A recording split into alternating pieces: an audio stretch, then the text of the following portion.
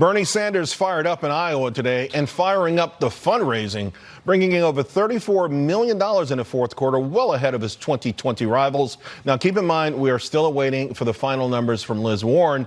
So if Bernie's breaking out with the cash, can he break out in the polls? Let's get the read from Patrice Onwuka from Independent Women's Forum, McClatchy White House reporter Francesca Chambers, and Democratic strategist Jason Nichols. Let me start with you, Patrice. The number is phenomenal. It really is phenomenal. He's got 5 million individual donors. And I got to tell you, there's something about Bernie Sanders since the heart scare that it feels like he's become more formidable. He's got a win in his cells. I think he's got a shot at winning the Democratic nomination. You know, Charles, I wouldn't have agreed with you 2 or 3 months ago, but I do now. He has demonstrated that he is a resilient candidate and a formidable candidate. And actually, reporters are taking a second look at him, which says that, you know, he shouldn't be dismissed. I mean, when you look at the support financially, he's getting small dollar donors coming in and supporting him, $18 on average, but he got something like 40,000 new donors on the last day of the quarter. So it suggests that people are also voters are taking a look at him and thinking maybe Sanders can be the one to go up against President Trump. You know, Francesca, and the story's not just Bernie Sanders. I mean, Mayor Pete, $24 million. Andrew Yang, over $12 million. I mean, if I'm reading this right, it feels like you've got a dynamic here where grassroots Democrats are rejecting the establishment candidates and going for the something different, something new, which is not unusual. We're seeing this around the world politically. Well, we still haven't seen some of the other candidates' fundraising numbers yet today, so I'll wait for that to weigh in entirely on that. But as far as Pete Buttigieg is concerned, Charles, you know, his campaign is feeling really good today, they told me. They feel like those are really strong numbers heading into Iowa, which is a state which is very important to his campaign. He's currently campaigning in New Hampshire over the weekend, but then he'll be back to Iowa to barnstorm. People may not realize this, but his last day as mayor was December 31st. So he has nothing but time all of January to be campaigning, while some of his competitors like Bernie Sanders, Elizabeth Warren, and Amy Klobuchar might find themselves back in Washington for a significant amount of time during that Senate impeachment trial. You know, Jason, of course, Mayor Pete's feeling good about himself. He raised more money than Joe Biden did. Again, you know, my thesis is that as the establishment's behind Biden, the rationale he can beat Trump in the general election, but I think it's being rejected by the grassroots in the party.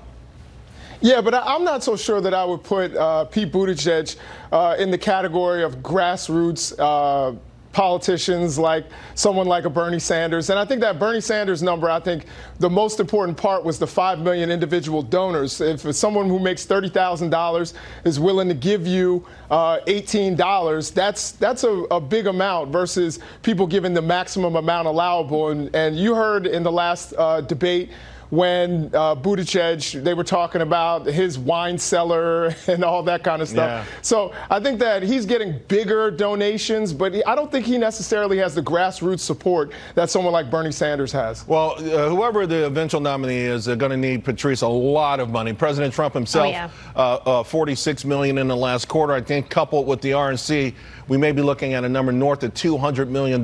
So, wow. You know, what do you make of it? President Trump also doing extraordinarily well with small donors. He's doing very well. And when you consider the cash on hand, I believe over $100 million, he has a lot of money that he can play with. He also has the benefit of being the sitting president and a media that is obsessed with anything Trump. So, you know, he can get his policies out there. He can continue to be in the forefront of voters' minds, while all of these candidates on the Democratic ticket, they have to spend money to vie against different competitors just to be able to get some of the air in the room that impeachment is not taken. Francesca, it's all about the money now, and it's pouring in on both sides. What do you make of that? I mean, is that a sign of more engagement by, a passionate engagement by the public?